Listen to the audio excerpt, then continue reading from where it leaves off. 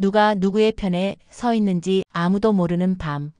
어느 문 뒤에서 처음 열쇠가 돌아갔는지조차 기억하지 못할 만큼 많은 문이 동시에 열리고 있었다.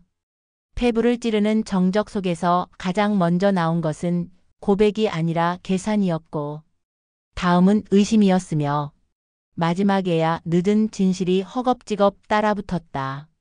오래 붙들고 있던 우정이 불씨 하나의 잿더미가 되는 속도는 놀라울 정도로 빨랐다.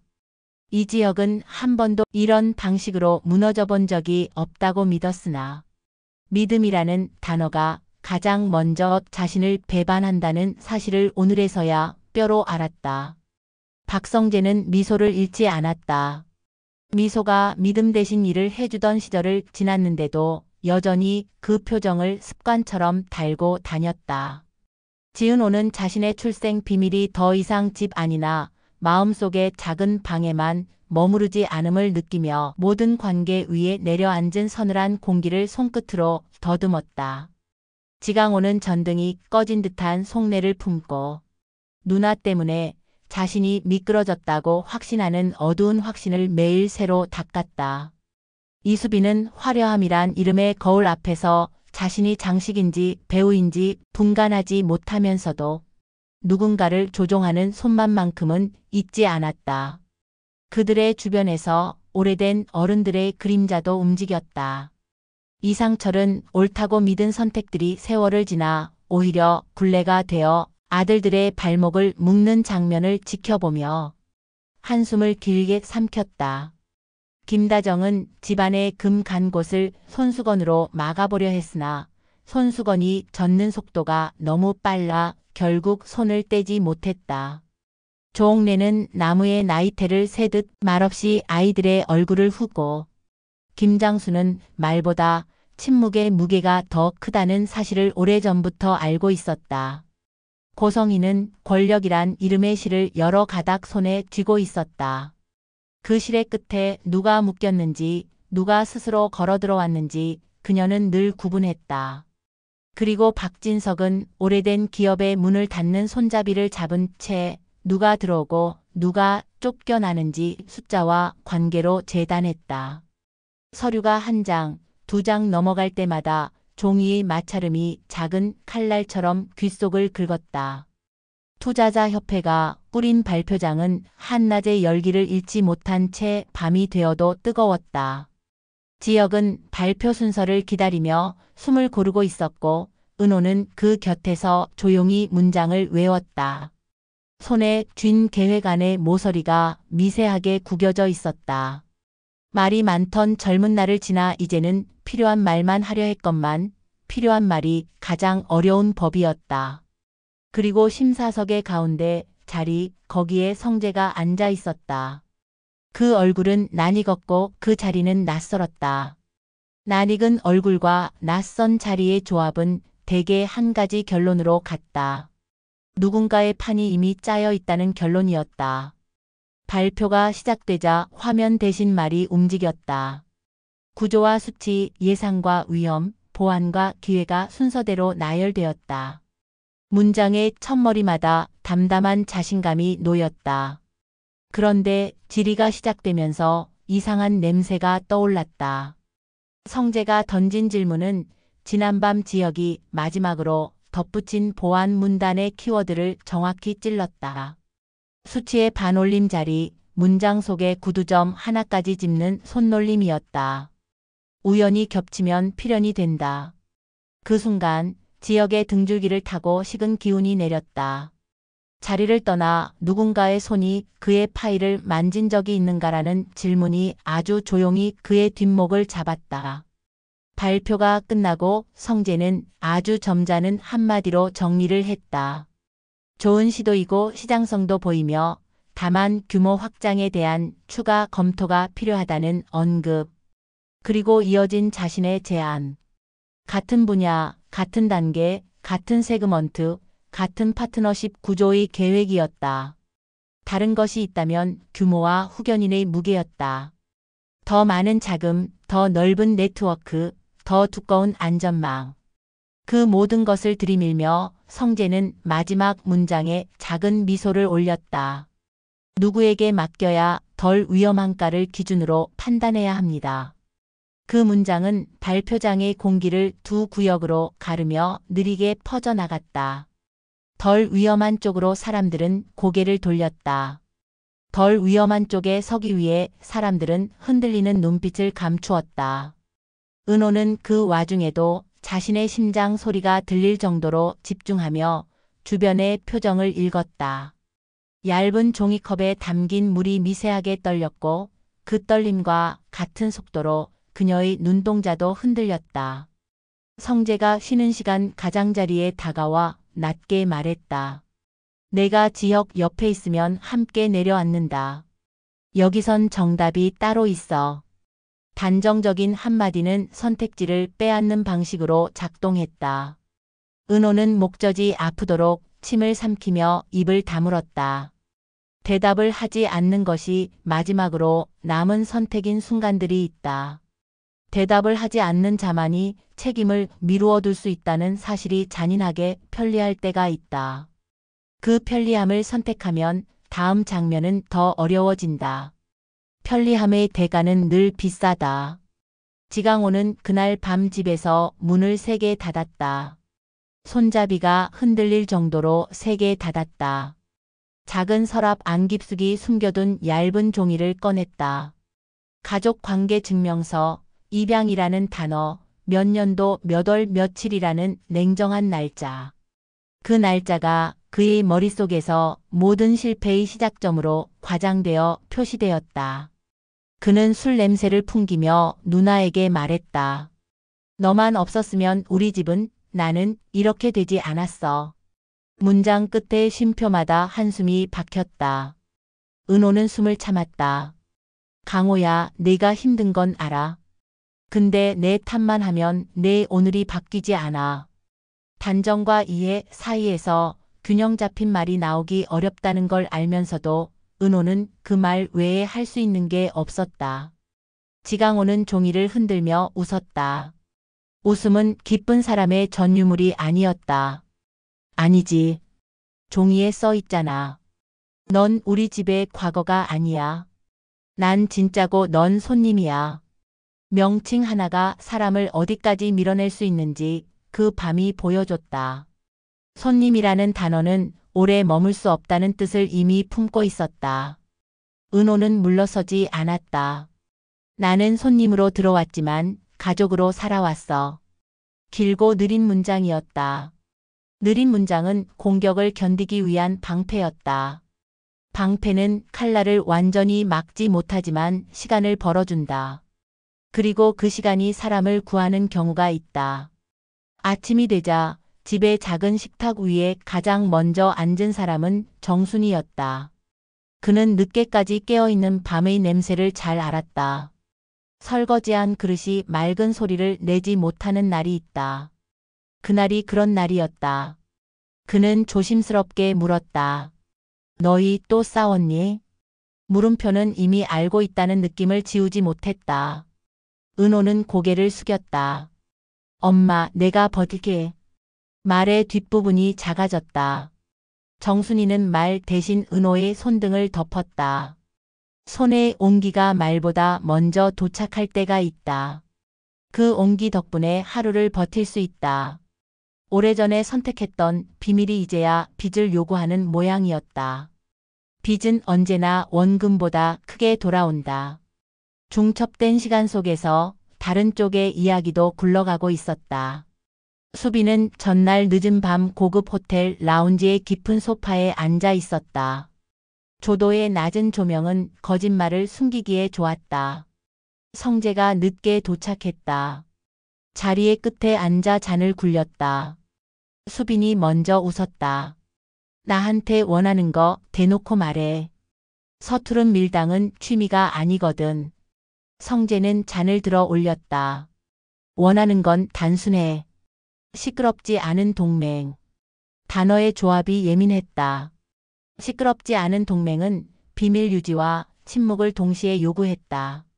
수빈의 속내가 빠르게 움직였다. 침묵은 돈이 되고 때로는 권력이 된다. 다만 침묵의 대가를 받지 못할 때 사람이 무너진다. 수빈은 시선을 낮추며 속삭였다. 나도 단순해. 내 곁에서 내 몫을 챙기게 해줘. 거기에 감정이 조금 섞이면 더 좋고. 성재는 웃었고 웃음 뒤에 짧은 경고를 붙였다. 욕심이 선을 넘는 순간 항상 문제가 생겨. 그 문장을 수빈은 다른 의미로 기억했다. 선을 넘는 순간이 기회이기도 하다는 의미로. 그날 새벽 수빈은 혼자 방에 돌아와 거울 앞에 섰다. 거울 속에 자신에게 말했다. 장난감이면 부러뜨려야지. 누가 누구를 장난감으로 쓰는지 여전히 불분명했지만 적어도 누가 먼저 부러뜨릴 의지를 가졌는지는 분명했다. 작은 노트 한쪽에 이름 몇 개와 시간 몇 개, 장소 몇 개를 적었다. 메모에는 투자자협회 실무이사의 이름, 비공식 만남의 시각, 익숙한 레스토랑의 별실 번호가 적혔다. 증거란 화려한 폭탄이 될 수도 있고 아무도 보지 않는 먼지로 사라질 수도 있다. 그 차이는 타이밍과 체력이 가른다. 수빈은 타이밍과 체력을 둘 다 모으는 쪽을 택했다. 지혁은 그 무렵 컴퓨터 앞에서 기록을 뒤졌다. 접속 시간, 파일 변경 이력, 외부 반출 흔적. 흔적은 물 위의 기포처럼 다 사라진 뒤였다. 누군가가 오히려 깨끗하게 닦고 간 자리였다. 닦아낸 흔적을 찾아내는 일은 대개 시간이 더 걸린다. 그 시간이 길어질수록 그는 혼자가 되었다. 혼자가 되어도 해야 하는 일이 있었다. 스스로에게 물었다. 처음으로 돌아갈 수 있을까? 혼잣말은 대답이 없다는 사실을 아는 사람만 한다. 그 질문의 답은 늘 다음 날로 미뤄진다. 다음 날 협회 실무진이 보낸 메일이 도착했다. 형식적인 안내문, 차분한 문장, 그러나 결정적인 표현이 한 줄 있었다. 추후 동일 분야 중복 제안 조율을 위해 사전 협의를 요청드립니다. 중복 제안. 그 단어가 그의 관자놀이를 쳤다. 하나의 테이블 위에 두 개의 같은 설계도가 올라왔다는 뜻이었다. 설계도의 기원은 다를 수 있지만 닮은 설계도에서 돈은 보통 한쪽으로만 흐른다. 그리고 그 흐름은 더 안전해 보이는 쪽으로 간다.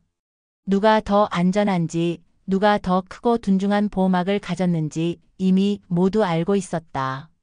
이 와중에 오래된 그림자 하나가 다시 기지개를 켰다. 고성희였다. 그녀는 자리를 옮기며 전화를 걸었다. 전화기의 반대편에서 누군가가 허리를 숙였다. 말의 높낮이가 바뀔 때 관계의 고조도 바뀐다. 그녀는 낮고 단단하게 말했다. 이번 건 불필요한 소음은 최소화해야 해요. 젊은 친구들의 경쟁으로 보이면 곤란해요. 성숙한 선택처럼 보이게 만들어요.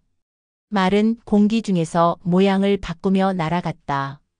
어느 신문사 주간에 귀에 들어가 문단의 뉘앙스를 바꿀 것이고 어느 평론가의 입으로 흘러 들어가 단정적인 평가가 되어 나올 것이다. 오랜 시간 그녀는 말을 움직여 결과를 만들었다. 말이 모여 권력이 된다. 그리고 권력은 다시 말을 만든다. 은호는 두 손을 맞잡고 앉아 있었다.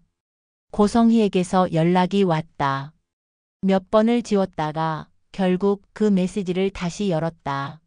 만나자. 두 글자의 명령형은 때로 어떤 장문의 설득보다 강력하다. 은호는 오랫동안 생각했다. 만나지 않으면 끝나지 않는 문제들이 있고 만나면 더 켜지는 불이 있다. 둘 중 하나를 택해야 한다면 그녀는 불 앞에 서기로 했다. 자신이 어떤 불에 타는지 알고 싶었다. 약속을 잡고 약속을 앞두고 은호는 거울 앞에 섰다. 얼굴을 길게 바라봤다. 낯익은 얼굴인데 낯설었다. 자기 자신과 닮은 사람이 둘 있는 느낌이었다. 기르는 사람과 길들여진 사람. 그 둘이 서로를 미는 밤이었다. 만남의 자리에서 고성희는 차를 먼저 입에 댔다. 입술에 닿는 잔의 모서리가 매끈했다. 그녀는 정중한 미소로 시작했다. 너를 기다렸다. 은호는 생각보다 흔들리지 않았다. 저는 묻고 싶었어요. 왜 이제야? 고성이는 멈칫했다가 가장 세련된 회피법으로 답했다. 때로는 늦게가 맞을 때가 있어. 은호는 고개를 저었다. 그 말은 이 모든 시간을 나에게 맡겼다는 뜻이죠. 혼자 알아서 버티라고. 단정법에 단정법이 맞붙었다. 고성이가 눈을 내리깔고 잔을 돌렸다. 이름은 때로 위험해. 누군가의 이름을 다른 이름으로 바꾸기 위해서 우리가 치르는 값이 생각보다 비싸. 은호는 더는 묻지 않았다. 아는 만큼만 다치기 위해서였다. 오래된 이야기의 한 귀퉁이가 조용히 들렸다. 누군가의 젊은 날, 잘못 배달된 계절, 되돌릴 수 없는 한 번의 선택. 그 선택이 오늘의 사람들을 이곳에 모이게 했다. 한편 박진석은 회의실에서 숫자를 보고 있었다. 숫자는 사람을 속이지 않았다. 문제는 숫자를 해석하는 사람의 마음이 자주 흔들린다는 점이었다. 그는 성재의 제안을 괜찮다고 보았다. 다만 괜찮음이 최선은 아니라고 믿었다. 최선은 언제나 불편함을 수반한다. 불편함을 감수할 때 사람은 더 큰 것을 얻는다. 하지만 회장 자리에 오래 앉아 있으면 불편함보다 안정에 손이 먼저 간다. 그는 굳이 손을 떼지 않았다. 헛기침을 하고 빨리 결론을 내렸다. 별탈 없이 가자. 별탈이 없는 길은 대개 누군가의 탈을 만들어낸다. 그 누군가는 보통 전다. 젊은 사람들의 쪽에서는 또 다른 움직임이 있었다. 이지환은 전화기를 붙들고 있었다. 손에 땀이 미끄러졌다. 그는 형에게 말하지 못한 사실이 하나 있었다. 자신의 실수로 파일이 외부로 새어 나갔을 가능성. 실수는 항상 변명거리를 동반한다. 그는 입술을 깨물며 변명거리를 삼켰다. 변명을 삼키면 책임이 남는다. 그는 책임을 들키기 전에 무엇이든 해야 했다. 박영라의 차 앞자리에 앉아 허리를 곧게 폈다. 영라는 조용히 그림을 말렸다. 종이 위에서 색이 마르는 속도는 마음이 정리되는 속도와 닮아 있었다. 영라는 그를 힐끗 보고 말했다. 오늘은 조용하네. 지화는 짧게 대답했다. 곧 시끄러워질지도 몰라요. 그 말은 예언이 아니라 예방주사였다. 누군가는 이미 시끄러워지기 시작했다. 지강호는 소액 대부업체의 사무실 앞을 서성였다. 유리문 너머로 보이는 형광등 불빛은 차갑다. 그는 무엇을 더 맡길 수 있을지 스스로에게 물었다. 맡길 수 있는 것들이 하나둘 줄었다. 마지막으로 남은 것은 가족의 서류와 오래된 도장. 조심스럽게 꺼냈다. 꺼내는 손놀림은 항상 빠르고 넣는 손놀림은 항상 느리다. 그는 오래된 도장을 책상 위에 놓으며 말했다. 며칠만. 며칠만이라는 단어는 쉽게 나왔고 쉽게 거짓이 되었다. 돌아서는 그의 어깨가 더 낮아졌다. 낮아진 어깨는 집에 들어서기 전에 이미 변명으로 무거워졌다. 정오 무렵 지역의 전화기가 울렸다. 모르는 번호였다. 눌렀다. 낮고 건조한 목소리가 흘렀다. 동일 파일 이름, 동일 메타데이터, 다른 제출자. 시간차는 5분. 전화는 짧게 끊겼다. 익명의 제보 혹은 양심의 흔들림. 5분이라는 시간차는 우연이라는 말에 가장자리를 겨우 붙들고 있었다. 5분의 거리가 사람의 관계를 갈라놓기도 한다. 지역은 탁자 모서리를 세게 잡았다. 싸움은 증거가 아니라 표정에서 시작될 때가 있다. 표정은 마음보다 먼저 무너진다. 그가 다시 고개를 들었을 때 견디는 표정을 하고 있었다. 저녁이 되어 다시 사람들이 모였다. 협회 내부 간담회. 겉으로는 상식과 품위가 가득한 자리. 속으로는 이해와 계산이 얽힌 자리. 사람들은 상식과 품위를 카드처럼 꺼내 보여주고 속으로는 계산기를 두드렸다. 그 사이로 수빈이 조용히 들어왔다. 초대받지 않은 얼굴이었다. 그러나 아무도 내보내지 않았다. 내보내지 않는 것 또한 계산이었다.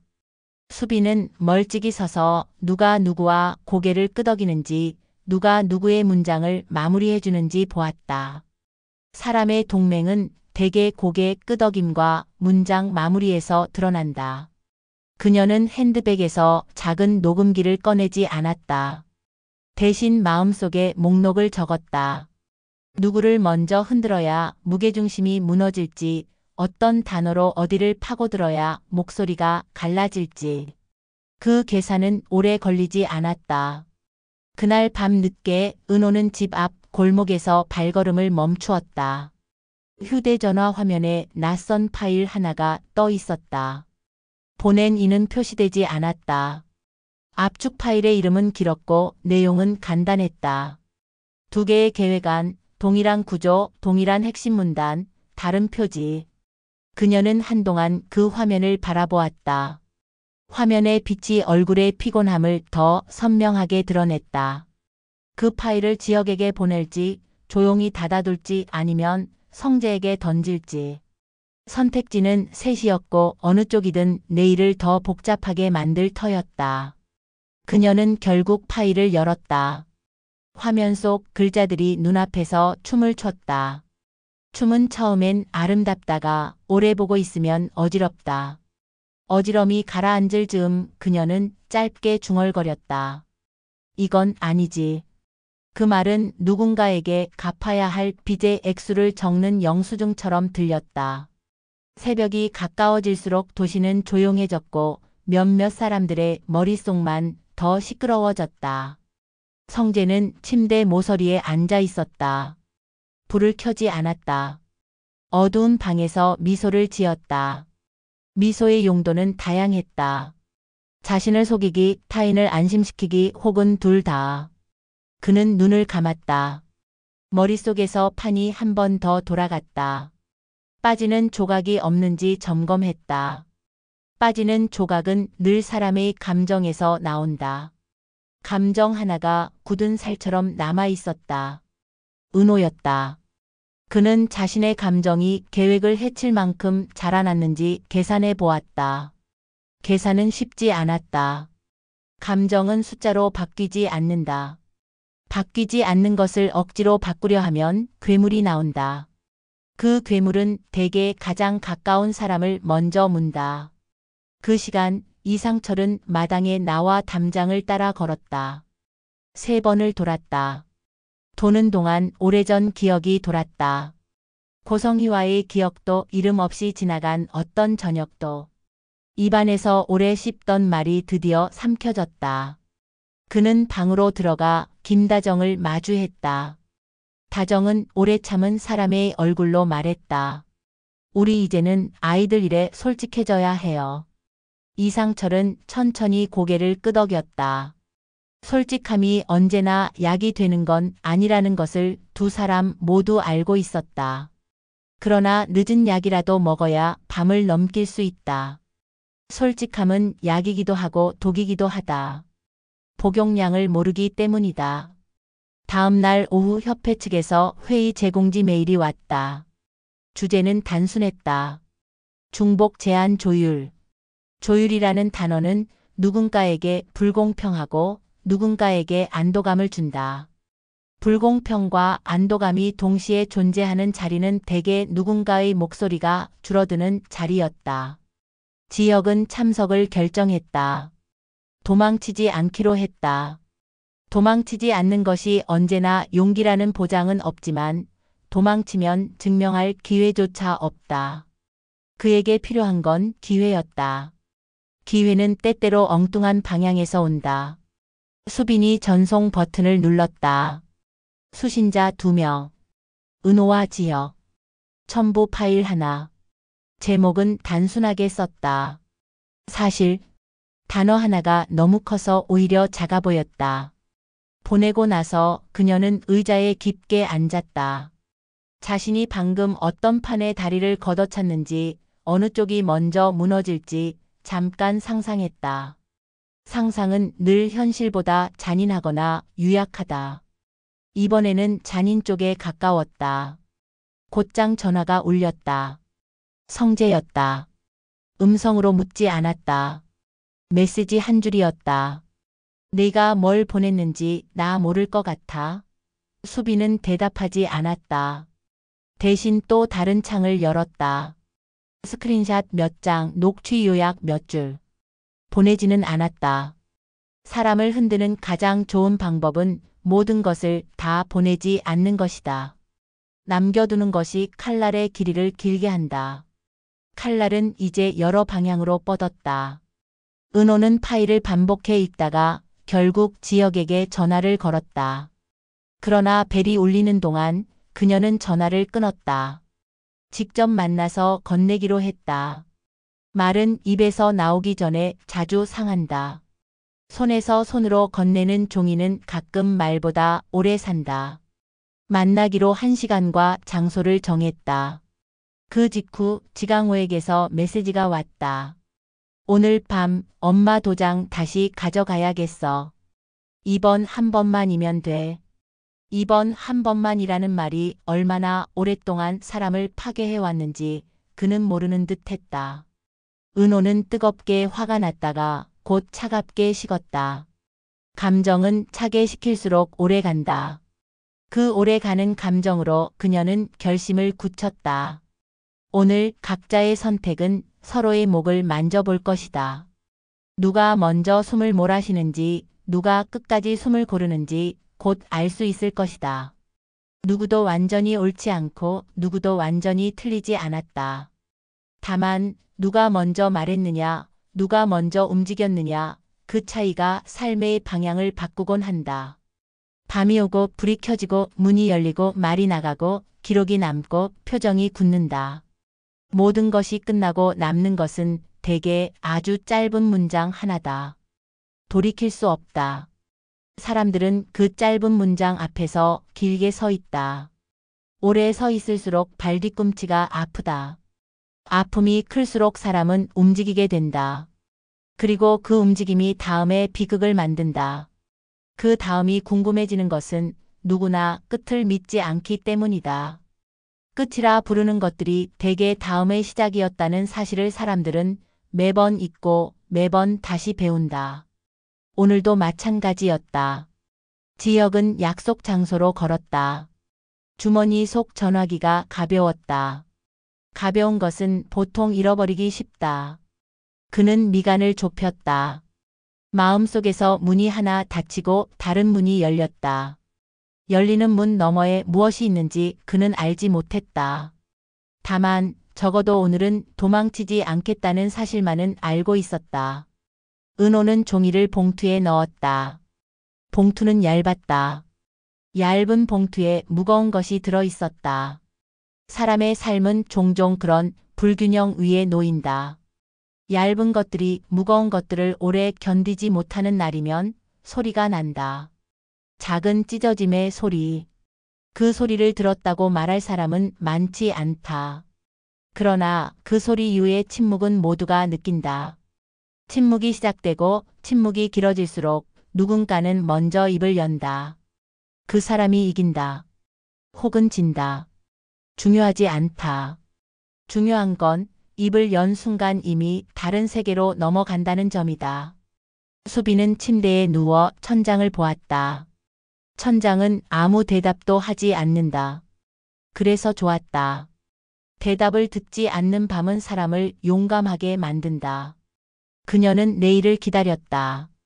누군가는 상처를 낼 것이고 누군가는 피를 흘릴 것이고 누군가는 아무렇지 않은 얼굴을 할 것이다. 아무렇지 않은 얼굴을 하는 사람이 가장 위험하다. 그 사람이 대개 마지막에 이긴다. 그녀는 자신이 어느 얼굴을 할지 아직 정하지 않았다. 얼굴은 보통 마지막에 정해진다. 박성재는 거울 앞에 섰다. 얼굴을 살폈다. 멀쩡했다. 멀쩡한 얼굴이 무너지는 데는 오해 한 번이면 충분하다. 오해를 막기 위해서는 진실이 필요하지만 진실은 언제나 늦는다. 그는 전화기를 들었다가 내려놓았다가 다시 들었다. 문자 하나를 썼다가 지웠다. 지운 글자들의 더미가 마음속에 쌓였다. 지우는 행위가 기록을 없애는 게 아님을 그는 알고 있었다. 지운 자리는 대개 더 선명하다. 선명한 자리 위에서 사람은 더 크게 미끄러진다. 그렇게 각자의 방에서 각자의 밤이 조금씩 기울었다. 도시의 불빛은 그 사실을 모르는 척 깜빡였다. 깜빡이는 불빛 사이로 누군가는 달아나고 누군가는 쫓아가고 누군가는 가만히 서 있었다. 달아나는 사람이 언제나 옳지도 쫓아가는 사람이 언제나 틀리지도 않았다. 가만히 서 있는 사람은 때때로 가장 큰 책임을 진다. 가만히 서 있는 것이 방관이 되는 순간이 있기 때문이다. 오늘의 밤은 길었다. 그리고 긴 밤은 보통 다음 날을 짧게 만든다. 짧아진 다음 날엔 결정을 할 시간이 줄어든다. 시간이 줄어들면 실수가 늘어난다. 실수가 늘어나면 비밀이 튀어나온다. 비밀은 공기를 만나면 모양을 바꾼다. 그 모양이 칼인지 열쇠인지 이제 곧 알게 될 것이다. 오늘 준비한 이야기는 여기까지입니다. 구독과 좋아요, 알림 설정 부탁드립니다.